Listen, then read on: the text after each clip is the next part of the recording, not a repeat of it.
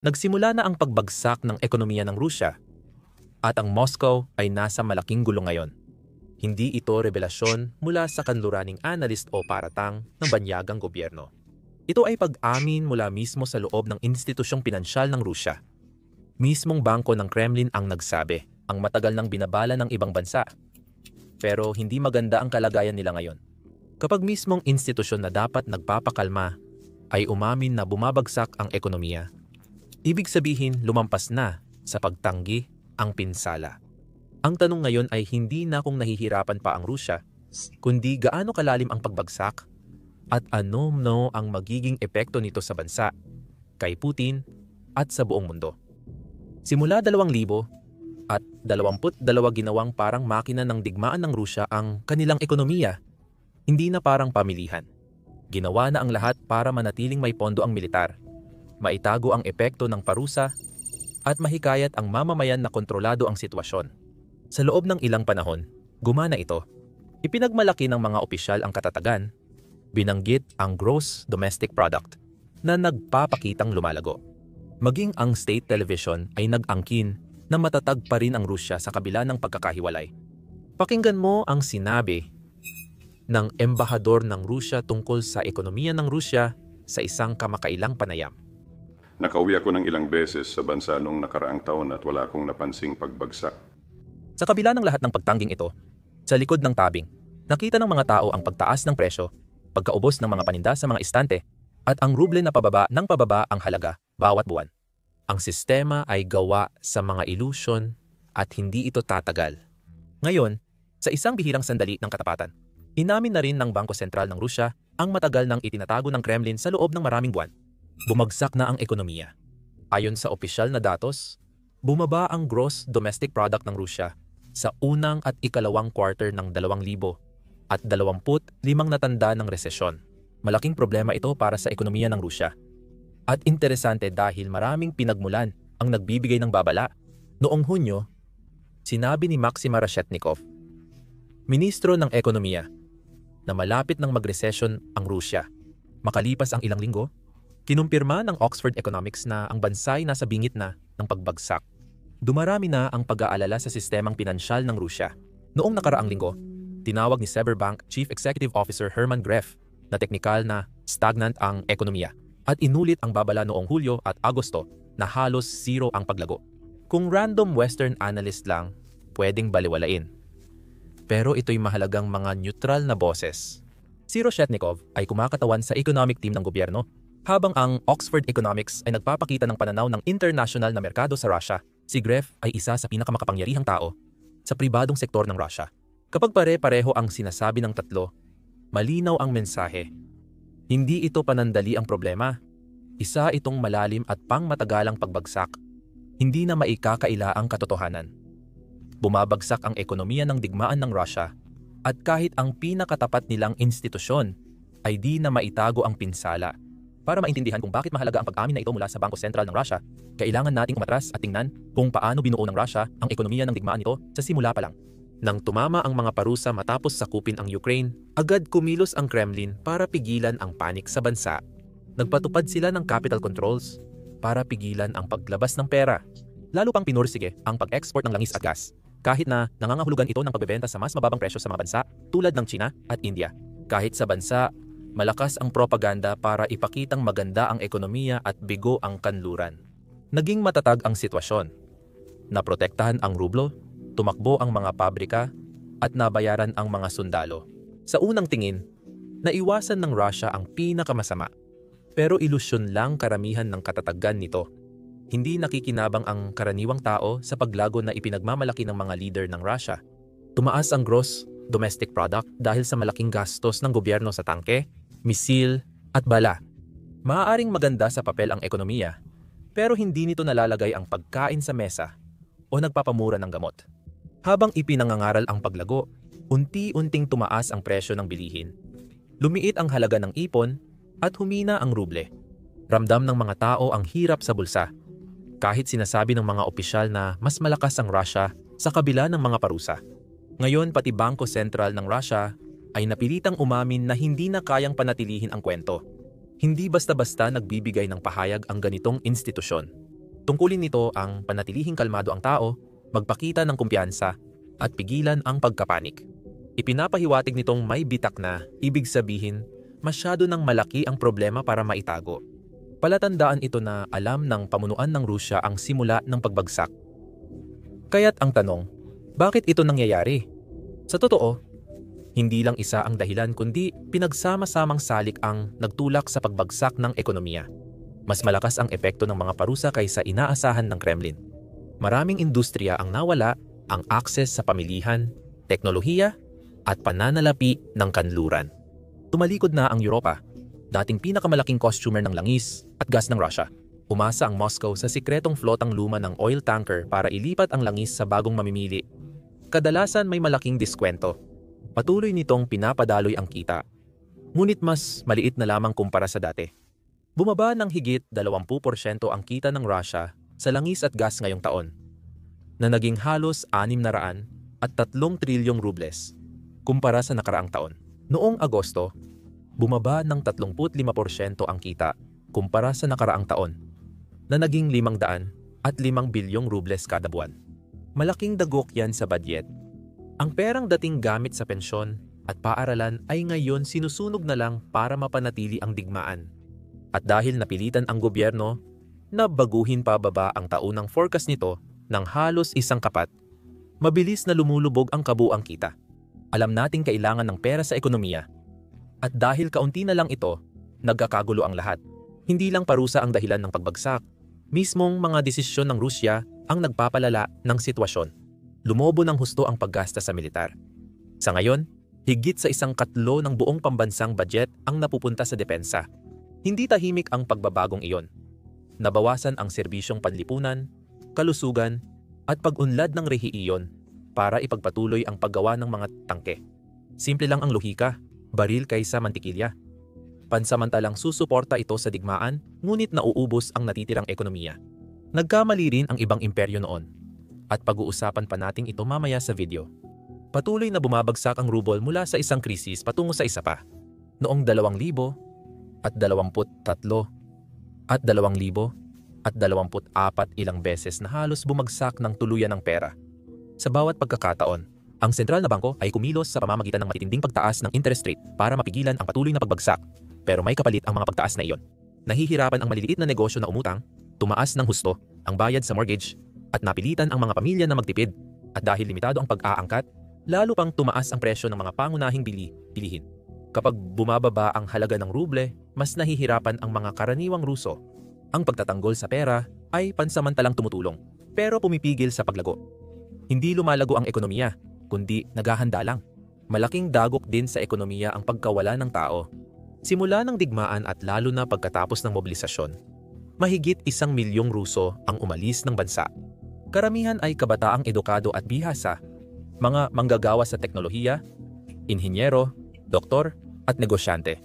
Nag-empake at umalis, iniwan ang mga puwang na mahirap punan. Hindi lang basta mga numero sa isang chart ang mga ito. Sila ang gulugod ng inobasyon, mga tagapagpaandar ng pag-unlad, mga taong nagpapatuloy sa pag-usad ng mga industriya. Nagdulot ng kakulangan sa mga sektor ang kanilang pag-alis, kaya napilitan ang natitirang pamilihan ng paggawa. Kulang sa manggagawa ang mga pabrika, nahihirapan ang mga bukirin sa pag-aani, at kulang din sa tauhan ang mga ospital. Bumababa ang produktibidad sa bawat sektor. Maaaring magpatuloy ang ekonomiyang pangdigmaan dahil sa lakas. Ngunit kung walang tao na mag-aayos, magtayo, at mag-imbento, hihinto rin ito. At nararamdaman na ngayon ng Rusya ang hirap na iyon. At parang hindi pa sapat ang lahat ng ito, lalo pang pinalala ng korupsyon ang sitwasyon. Dahil sa bilyong pondo sa mga kontrata sa depensa, nakikita ng ilan ang digmaan bilang negosyo. Ang ibig sabihin nito, ang perang nakalaan para sa mga armas ay nawawala. At ang mga supply na para sana sa mga sundalo ay muling ibinebenta o hindi na ipapadala. Madalas lumalagpas sa budget, nahuhuli o nabibigo ang mga proyekto. Sa Rusya, hindi kakayahan kundi koneksyon ang binibigyang gantimpala. Ang mga malapit sa kapangyarihan ang umuunlad habang ang bansa ang nagsasakripisyo. Hindi na ito bago sa Rusya, pero dahil sa digmaan, mas naging mapanira ito. Mas malawak ang saklaw at mas malaki ang nakataya. Pamilyar ang pattern na ito, na tulad ng sa Unyong Soviet, kung saan ang korupsyon at pag-aaksaya ang nagdala sa sistema sa pagbagsak. Noon, Mabagal ang pagkabulok, pero ngayon ay bumibilis na ito. Higit sa lahat, mas lalong napag-iisa ang Rusya. Binibigyang diin ng Kremlin ang relasyon nito sa Brazil, Russia, India, China, South Africa at iba pang kaibigang bansa. Mas mahina ang ugnayang iyon kaysa sa mga nawalang relasyon sa kanluran. Hindi na estratehikong kaalyado ang Moscow ng China at India, kundi tagapagtustos na lang na may limitadong impluensya. Habang umaasa ang Rusya sa pabago-bagong kasunduan, lalong tumataas ang pagdepende nito.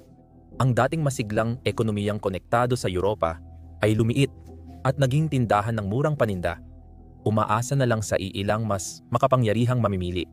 Inalis ng pagbabagong iyon ang kakayahan ng Rusya sa pagtatalaga ng presyo, paggawa ng long-term contracts, at dating impluensya sa global market. Nagsama-sama ang pressure at lumikha ng perpektong unos na hindi na maitago ang pinsala. Patuloy na bumababa ang kita ng mga kabahayan dahil sa inflasyon. Mas mahal na ngayon para sa mga Ruso ang pagkain, gamot at pabahay. Patuloy na tumataas ang gastusin sa pamumuhay habang naiiwan ng sahod. Nahihirapan ang mga pabrika na makakakuha ng mga piyesa at materyales. Natigil ang pag-aangkat mula kanluran at ang mga pamalit sa Asya ay hindi palagian at kadalasang mababa ang kalidad. Naiipit ang mga sibilyang industriya dahil inuuna ng militar ang kanilang pangangailangan.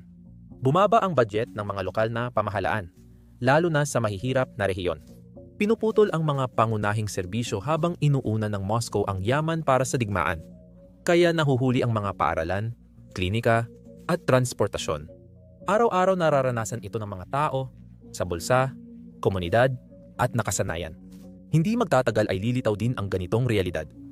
Aakalain mong sapat na ang mga problemang ito para sa Rusya, pero hindi pa. Pati si Inang Kalikasan ay nagbibigay ng matitinding dagok sa mga bukirin ng Rusya. Ang masamang panahon sa mga pangunahing lugar ng pagsasaka ay labis na nakaapekto sa ani. Ang tagtuyot sa mga timog na rehiyon ay nagpalit ng mga pananim, ang pagbaha sa Siberia ay lumubog sa mga bukirin, at ang hindi inaasahang lamig sa rehiyon ng Volga ay sumira sa mga batang usbong. Ang trigo, sebada, at mga mirasol ay lahat nakaranas ng mas mababang ani ngayong season. Bilang resulta, bumaba ang dami ng export habang tumaas naman ang mga gastos. Napilitan ang mga magsasaka magbayad ng mas mahal sa kagamitan at gasolina dahil sa parusa at pagtaas ng presyo. Humina ang suporta ng gobyerno dahil mas maraming budget ang ginugol sa depensa. Para sa marami, mas mahal na ang tinapay at mas mahirap maghanap ng gulay. Ang dating lakas ng Rusya sa seguridad sa pagkain ay naging kahinaan na ngayon. Ang agrikultura na dating matatag sa krisis ay ngayon ay tinatamaan at bumabagsak. Kapag bumagsak ang tagapagbigay ng pagkain, mas nagiging mahirap ang lahat.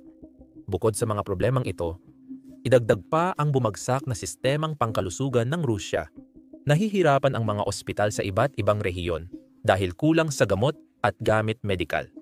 Ang mga laboratorio para sa diagnostic ay gumagamit ng luma ng teknolohiya, habang ang mga operasyon ay naaantala dahil kulang ang mga supply.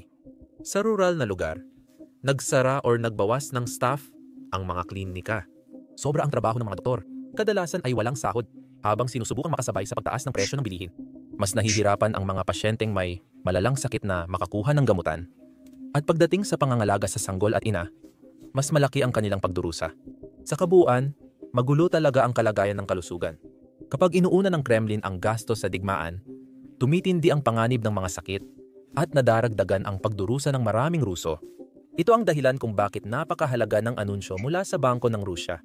Hindi lang ito tungkol sa mga numero, kundi pag-amin na ang pagbagsak ay hindi na malayong banta. Nagsimula na ito. Matagal nang umaasa ang Kremlin sa pagtanggi, paglihis, at propaganda.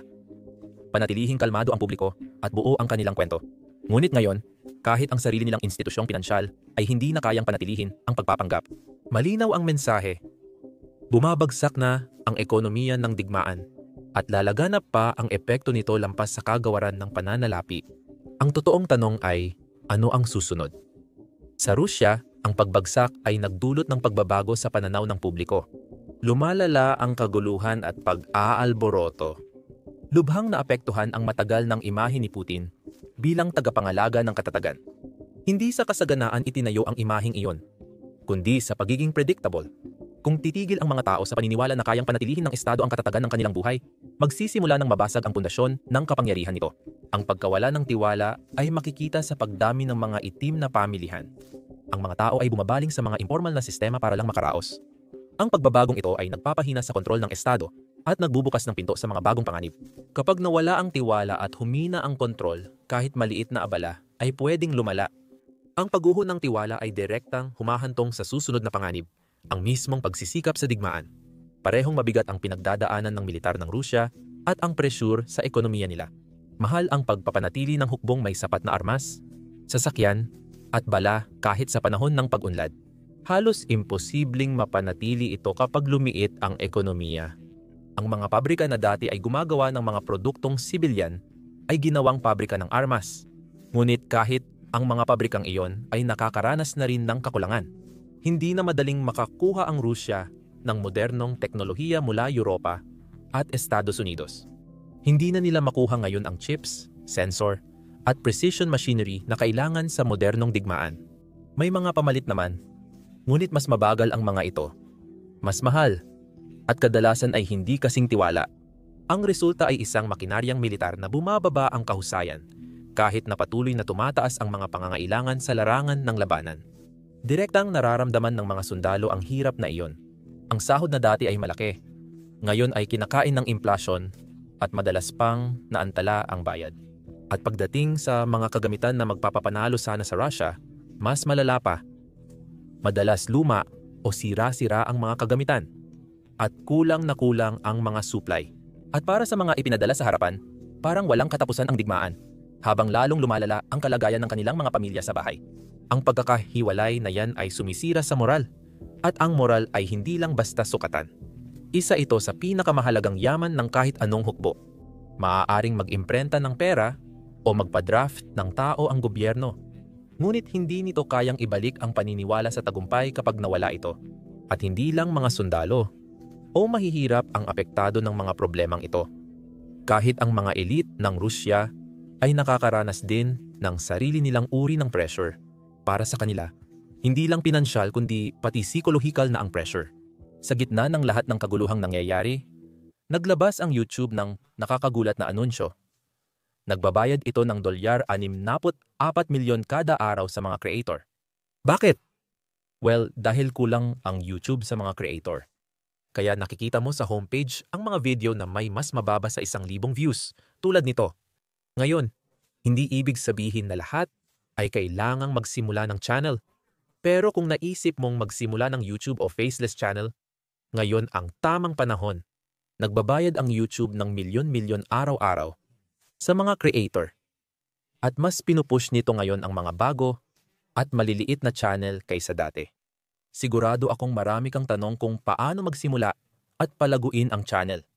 Dahil madalas naming natatanggap ang mga ito sa email mula sa inyo. At kaya, napagdesisyunan naming ilagay lahat ng aming YouTube na payo sa isang YouTube video ng libre. Kung gusto mong magsimula ng YouTube channel, panoorin mo ang video na iyon dito sa YouTube. I-click lang ang link sa description or card sa screen. Naputol na ang koneksyon ng mga oligarko na yumaman sa pandaigdigang merkado. Na-freeze o hindi na nila maabot ang kanilang mga yate, villa at offshore account. Pinipiga sila sa sariling bansa para pondohan ang digmaan kahit lumiit na ang negosyo nila. May ilan na mas humigpit kay Putin, umaasang mapoprotektahan sila ng pagiging malapit sa kapangyarihan.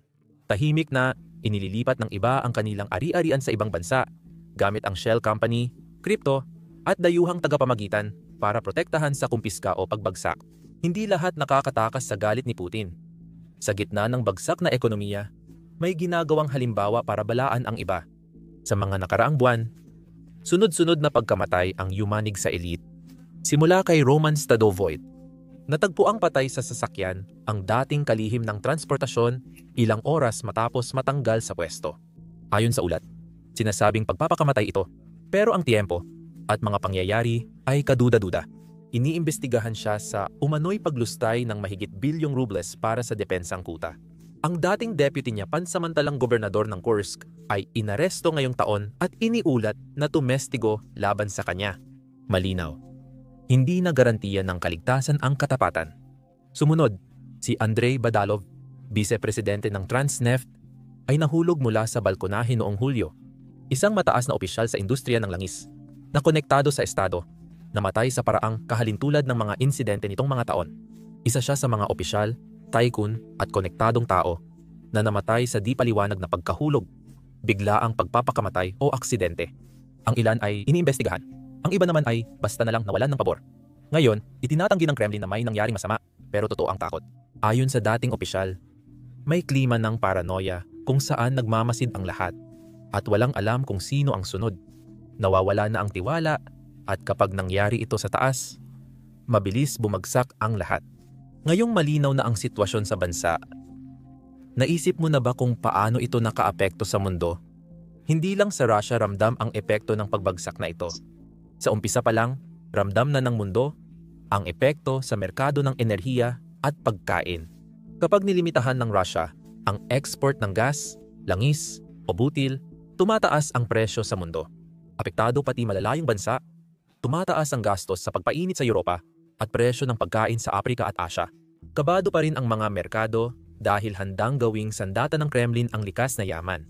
Habang humihina ang ekonomiya ng Rusya, mas nagiging hindi tiyak ang mga hakbang na iyon. Dati, ang kita sa langis at gas ang nagpapalakas sa Moscow. Ngayon, habang bumababa ang kita, mas malamang na gamitin ang enerhiya sa biglaang paglalabas ng presyon na nagpapagulo sa pandaigdigang kalakalan. Ang trigo at pataba ay isa pang halimbawa. Ang Rusya at Ukranya ay dating sentro ng supply ng pagkain sa mundo.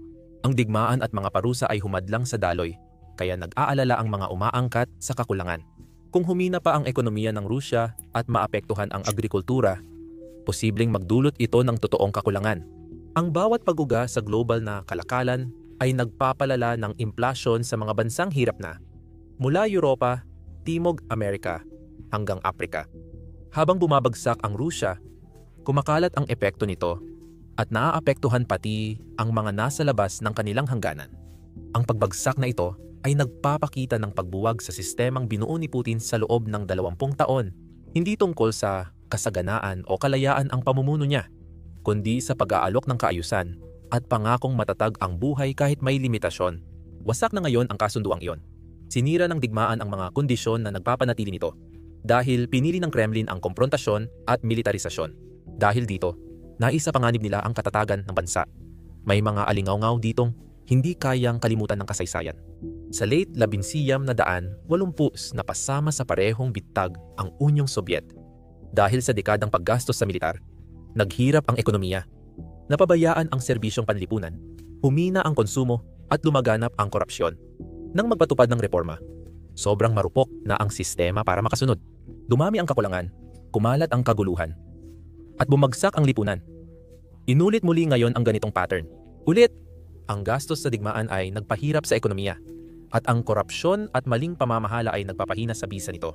Muli, naiiwan ang publiko sa mga pangakong wala namang laman habang ang mga leader ay naghahangad ng kapangyarihan sa ibang bansa.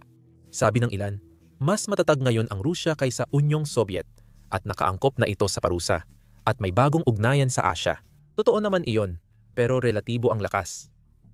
Hindi matatag ang ekonomiyang napilitang magbenta ng murang langis sa kaunting mamimili. Ito ay umaasa at ang pag-asa ay nagbubunga ng kahinaan.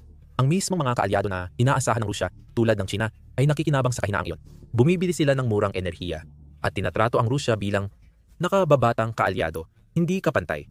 Hindi iyon katatagan, isa yung mabagal na pagbagsak sa ilalim ng ibabaw. Hindi lang budget at kakulangan ang usapan, kundi pati kung paano mag-isip ang tao kapag ramdam nilang hindi na matatag ang kanilang kalagayan. Sanay na ang mga Ruso sa hirap taon-taon, pero may hangganan din ang katatagan. Sa umpisa, nag-a-adjust ang tao, nagtitiis, umaasa sa pamilya, at naghahanap ng solusyon sa kakulangan. Pagkalipas ng mga taon ng pagbagsak, nadismaya siya sa pribadong buhay. Nagiging paksa ito ng pabulong na usapan sa mga tren, ng mga reklamo sa mga pasilyo ng trabaho, o ng mga alalahanin na pinapasa ng mga magulang na nakakakita ng kakaunting oportunidad para sa kanilang mga anak. Bihirang makita ang ganitong pagkadismaya sa protesta o balita. Dahan-dahan itong naiipon at di namamalayan hanggang sa hindi na maikaila. Hindi na bago ang tahimik na presyong ito. Nagbibigay ang kasaysayan ng nakakakilabot na paalala.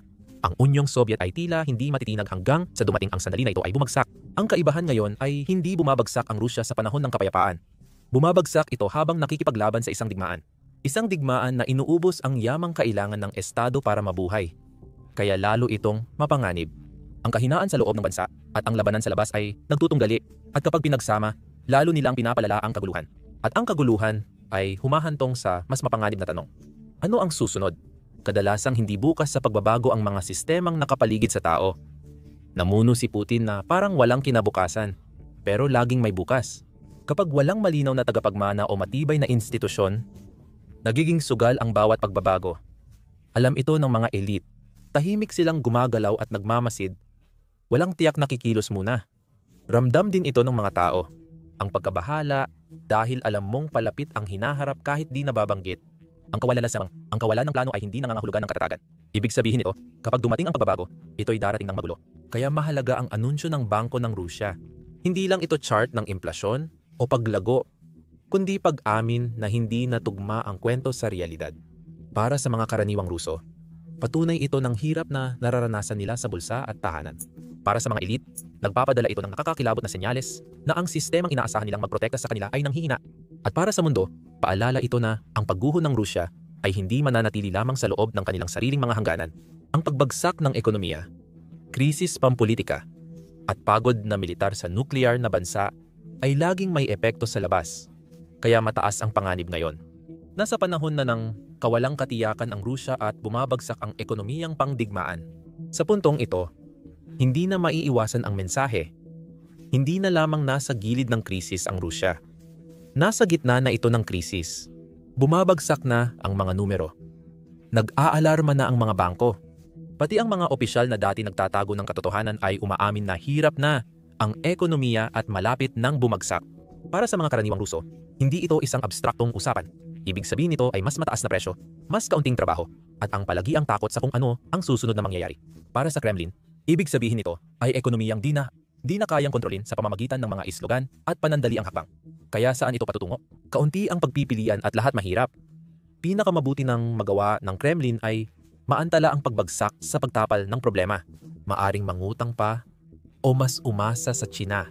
Pero ang pagbili ng oras ay hindi solusyon sa problema. Pinapatagal lang nito ang lahat. Mas malamang, dahan-dahang lulubog ang Rusya sa matagal at mahirap na pag-urong. Walang pagbagsak, walang pagbangon, kundi unti-unting pagdurugo. Pareho lang ang sahod, tumataas ang presyo, uma-adjust ang tao, tapos sasabog din. Sa pinakamalala, babagsak ang ekonomiya, rublo, magsasara ang mga bangko, at magkakagulo.